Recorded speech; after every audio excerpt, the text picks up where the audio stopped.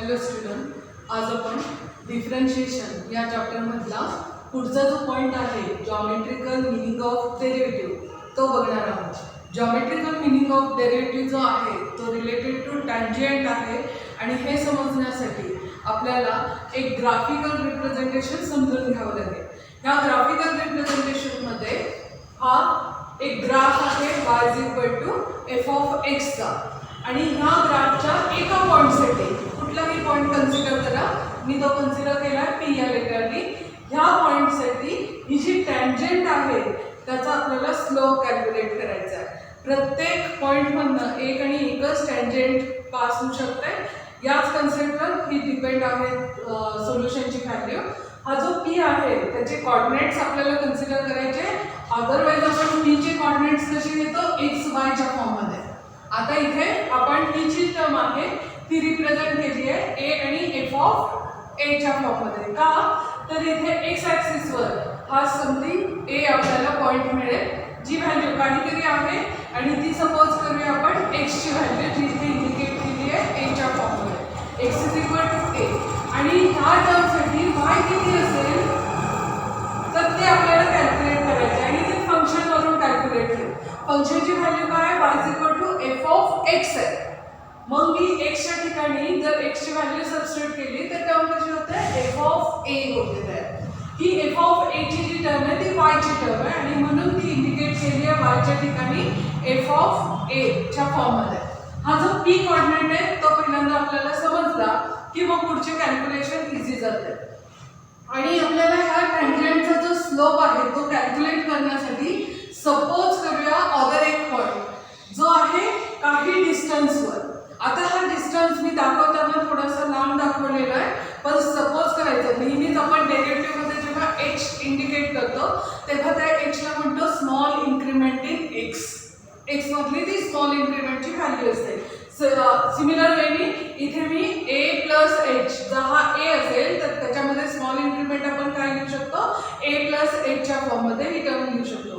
ही जी value आहे ती value आपल्याला इथे x च्या ठिकाणी दिसते। हा q एक पॉईंट कन्सिडर केलाय तो तुम्ही लेफ्ट हँडला सुद्धा कन्सिडर करू शकता। फक्त फरक इतका आहे जर लेफ्ट हँडला जर कन्सिडर केला तर a मायनस h च्या फॉर्ममध्ये येईल, पण म्हणून समजण्यासाठी फक्त मी राईट हँडला तर इंडिकेट केलाय a प्लस h। ही जी टर्म आहे ती आपली x कोऑर्डिनेटची पहिली टर्म झाली कारण x इज इक्वल टू ही टर्म आहे। सिमिलर वेनी y ची टर्म फंक्शनची जी व्हॅल्यू आहे तीच येणार, तर फंक्शनमध्ये x ची व्हॅल्यू आपण सबस्टिट्यूट केली की ही टर्म तयार होते।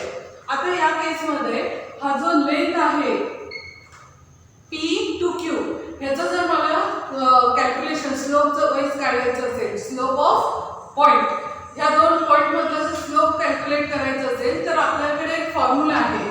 स्लोप कॅल्क्युलेट करण्याचा आपला फॉर्म्युला कसा आहे, जर p ची व्हॅल्यू x1 y1 आणि q ची व्हॅल्यू x2 y2 असेल तर स्लोप आपल्याला मिळतो second coordinate minus first coordinate करायचे। So y2 minus y1 upon x2 minus x1 यावेळी आपल्याला स्लोप कॅल्क्युलेट करता येतो आणि तो स्लोप इथे कॅल्क्युलेट केलाय स्लोप ऑफ pq। आता कोऑर्डिनेट जे आहेत ते घ्यायचे। सो ही जी व्हॅल्यू आहे सेकंड कोऑर्डिनेटची ती अगोदर F of A plus H minus F of A. So numerator हा यावेळी तयार झाला आणि दुसरी टर्म ही डिनॉमिनेटरची x2 मायनस x1 म्हणूनच येईल a plus H minus A. ही जी टर्म आहे ती फक्त डिनॉमिनेटर सिम्प्लिफाय करता येतो आपल्याला, plus minus A get cancel आणि फक्त होईल h च्या फॉर्ममध्ये। आता हे आपण कन्सिडर केलं होतं की स्मॉल इन्क्रिमेंट इन h जो आहे x मधला तो h ने इंडिकेट केला होता। आता हा जो h आहे तो सपोज करूया टेंड्स टू 0 म्हणजे we make h very small and then a plus h we get approximately a च्या फॉर्ममध्ये। कधी मिळेल हे, जेव्हा h टेंड्स टू 0 जेव्हा होईल तेव्हा आपल्याला ही जी टर्म आहे a प्लस h ती अप्रॉक्सिमेटली किती मिळेल a च्या फॉर्ममध्ये। म्हणून इथेच हा जो पॉइंट आहे तो सर्कल कुठे येईल p वरच येईल आणि म्हणूनच इथे देताना q will be approximately p that h tends to 0 च्या फॉर्ममध्ये। जे हा पॉइंट आता आपल्याला इथेच कन्सिडर करायचा आहे, समजण्यासाठी फक्त आपण तो दूर घेतला होता पण अप्रॉक्सिमेटली आपण परत तो त्याच पॉइंटवर कन्सिडर केला। त्याच्यामुळे काय झालं, ही जी टर्म आहे ती ॲज इट इज राहिली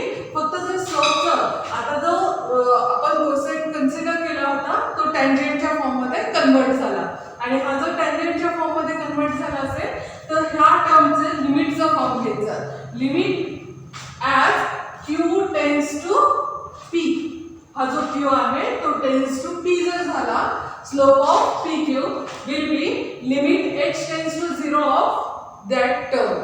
टर्म काय आहे? F of A plus H minus F of A upon H. ही जी टर्म आहे ती आपण कन्सिडर केली. पण जर हे आपण बघितलं राईट हँड साईडमध्ये आलेले टर्म्स, त्या आपल्या डेरिव्हेटिव्हची फर्स्ट प्रिन्सिपल ऑफ डेरिव्हेटिव्हची व्हॅल्यू आहे. फर्स्ट प्रिन्सिपल ऑफ डेरिव्हेटिव्हच्या व्हॅल्यूनुसार ही जी टर्म आहे ती मी रिप्लेस केली एफ डॅश एच्या फॉर्ममध्ये. तर पर्टिक्युलर टर्म आपण कॅल्क्युलेट करतो म्हणून त्याची एक्सची पर्टिक्युलर व्हॅल्यू एची घेतली आणि हाच आपला स्लोप ऑफ टँजेंटचा फॉर्म्युला तयार झाला. याचा अर्थ कुठलाही जर कर्व दिलेला असेल किंवा कुठलीही टर्म दिली असेल, जर तुम्ही त्याला डिफरेन्शिएट केलं ॲट द पॉईंटसाठी, जे मागचे एक्झाम्पल आपण बघितले कालचे त्याच पद्धतीने ॲट द पॉईंटचे एक्झाम्पल होते ते सगळ्या डेरिव्हेटिव्हची जर व्हॅल्यू आपण कन्सिडर केली तर ती व्हॅल्यू म्हणजे आपला tangent of that slope of tangent जो आहे तो आपल्याला या पद्धतीने मिळतो. कुठलीही फंक्शनची व्हॅल्यू घ्या. फॉर एक्झाम्पल मी घेतलं y x² + x, हे जर टर्म असेल, एखादं फंक्शन गिवन असेल आपल्याला आणि हे function at the point at x = 1 साठी जर गिवन असेल आपल्याला, तर ह्याच्यावरून त्या कर्वचा आपल्याला जो टँजेंट आहे त्याचा स्लोप कॅल्क्युलेट करता येतो. आणि हे करण्यासाठी याचा डेरिव्हेटिव्ह कन्सिडर करायचा. डेरिव्हेटिव्ह dydx = 2x + 1 हा डेरिव्हेटिव्ह झाला. आता ॲट द पॉईंट x = 1 साठी आपल्याला ती टर्म कॅल्क्युलेट करायची आहे आणि हे करण्यासाठी फक्त डेरिव्हेटिव्ह मध्ये x = 1 सबस्टिट्यूट करायचं. जिथे जिथे x दिसतंय तिथे 1 जर रिप्लेस केलं तर 2 × 1 म्हणजे टर्म येईल 2 + 1 म्हणजे आन्सर किती येईल आपला 3 येईल. आणि हा जो 3 आहे तो म्हणजे आपला स्लोप ऑफ टँजेंट असेल. हे जे सगळे कन्सेप्ट आहे स्लोप ऑफ टँजेंटची वगैरे, जॉमेट्रिकल मिनिंग ऑफ डेरिव्हेटिव्हची, ही जास्त करून तुम्हाला पुढच्या चॅप्टरमध्ये लागणार आहे. कारण पुढचा चॅप्टर जो आहे तो ॲप्लिकेशन ऑफ डेरिव्हेटिव्ह आहे आणि ह्या ॲप्लिकेशन ऑफ डेरिव्हेटिव्हमध्ये तुम्हाला नॉर्मलचा स्लोप, टँजेंटचा स्लोप किंवा एखाद्या लाईनचा स्लोप कॅल्क्युलेट करायचा असेल with the help of derivative. आणि म्हणूनच ही जी टर्म आहे ती इथे दिलेली आहे. हा डेरिव्हेटिव्ह कसा कॅल्क्युलेट झालेला आहे त्याचं हे थेरॉटिकल मिनिंग आहे.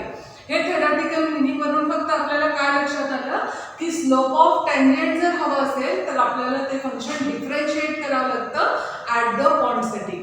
हे जे आहे तेच महत्त्वाचं आहे आणि तेच लक्षात ठेवायचं की डेरिव्हेटिव्हची जी व्हॅल्यू आहे ती ॲट द पॉईंटसाठी जर कॅल्क्युलेट केली आपण तर आपल्याला स्लोप ऑफ टँजेंट मिळतो.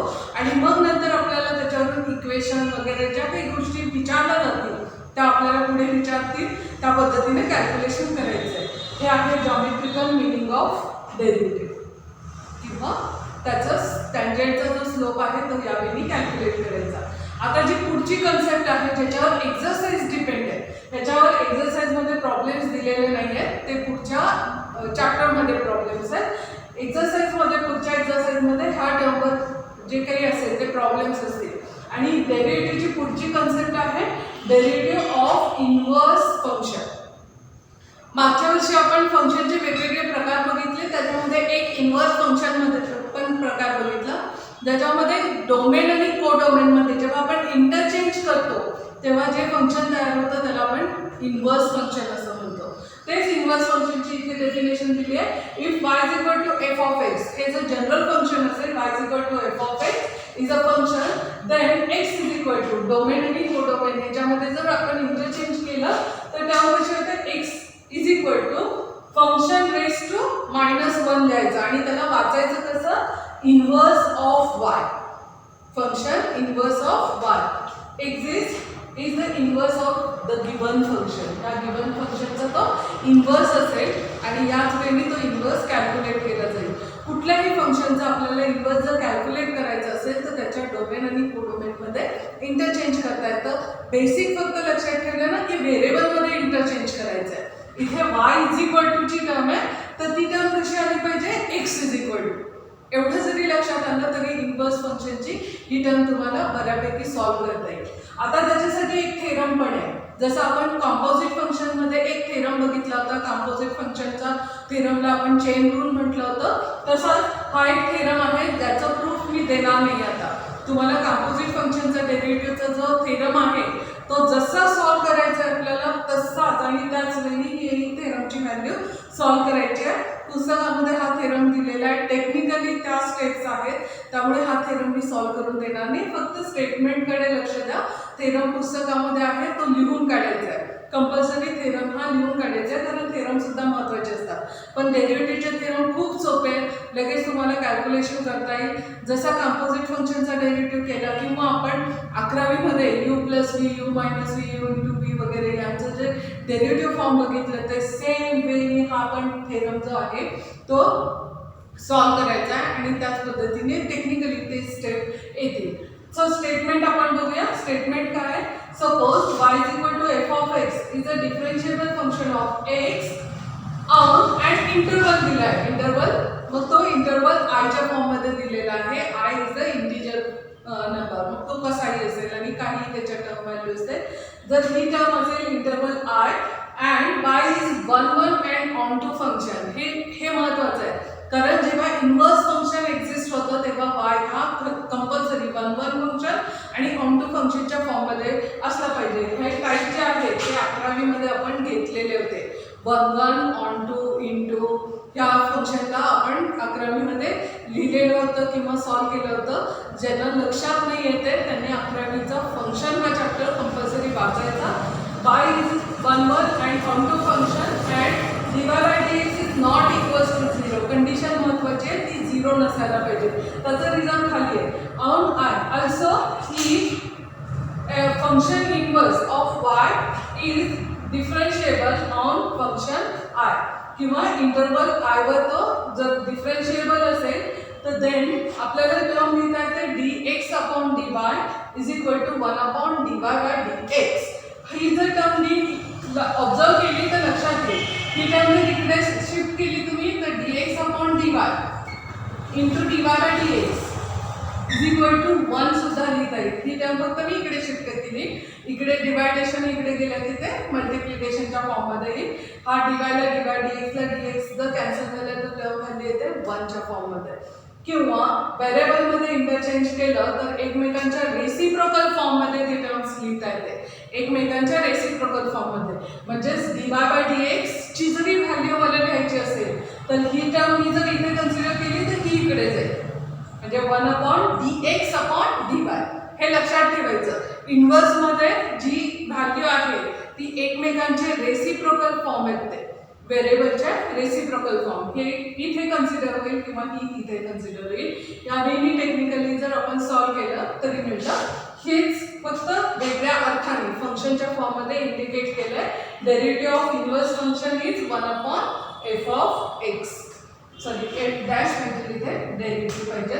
f (x) one by derivative of that function. या फॉर्ममध्ये ही टर्म लिहिता येते किंवा ह्या फॉर्ममध्ये ही टर्म आपल्याला इंडिकेट करता येते. सो आता आपण डेरिव्हेटिव्ह त्याचं मिनिंग जे आहे, जॉमेट्रिकल मिनिंग ऑफ डेरिव्हेटिव्ह ते बघितलं.